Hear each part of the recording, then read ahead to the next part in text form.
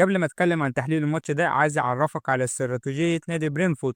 الناس دي شغاله بالورقه والقلم زي ما احنا بنقول، بتعتمد على استراتيجيه برينفورد على عالم الاحصاء والتحليلات. اللي دخل الكلام ده هو ماثيو بنهام اللي اشترى النادي في 2012، وبالمناسبه هو عنده اسهم في شركه مراهنات كبيره. ومن ساعتها قرر برينفورد يعيش بشكل مختلف، مش من المدرب اللي يحط استراتيجيه النادي. بالعكس، الإدارة هي اللي تحط الاستراتيجية وتختار على أساسها المدرب. خلينا نخش على الحالات.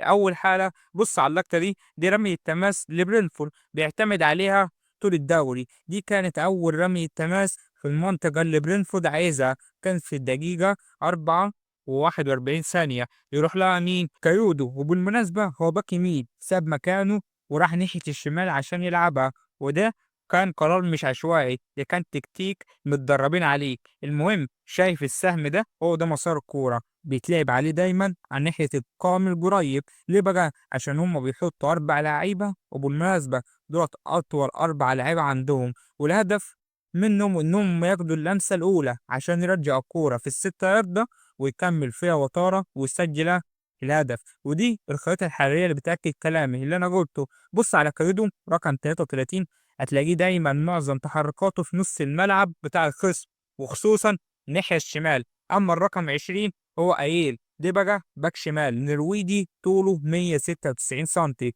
والغريب بقى إن الخريطة الحرارية بتاعته معظمها عند القائم الأول بتاع الفريق الخصم. وبالمناسبة هو اللي صنع الهدف الأول، وأظن عرفتوا ليه الخريطة الحرارية بتاعته على معظم القوانين بتاع الخصم. بص بقى في الصورة التالتة دي، استقلال فريق برينفورد لاندفاع فريق ليفربول. شوف هنا خط الدفاع كله مايل ناحية الشمال عشان ليفربول معتمد على برادلي اللي هو اللي يقدم المساهمة الهجومية في الحتة دي. فبرينفورد بدل ما يوقفوا 1 لواحد، هم قرروا يسيبوا شادي في المساحة اللي في ظهر برادلي، ولما الكرة تتقطع تتلعب عليه. وفعلا ده حصل في الجون الثاني. الكرة تتقطع وتسلم في نص الملعب لشادي، يروح انفراد ويسجل الهدف الثاني. بص بقى على الجون الاول لليفربول، نفس الحاله بالظبط بس العكس. الكوره ما بتتقطعش، صلاح وفيرتس بيسحبوا 2 من دفاع برينفورد عشان يفضل مساحه لبرادلي اللي يقدر يسجل اللي يقدر يصنع الجون الاول للليفر. وهنا بقى يحسب لبرينفورد علامه التراجع الدفاعي. وده يبين لك في الدقيقه 60 لما ضغط هندرسون على فيرتس وغلطه وخد الكوره وعطاها وطاره وسجل فيها، خد منها ضربه جزاء وسجل فيها الهدف الثالث.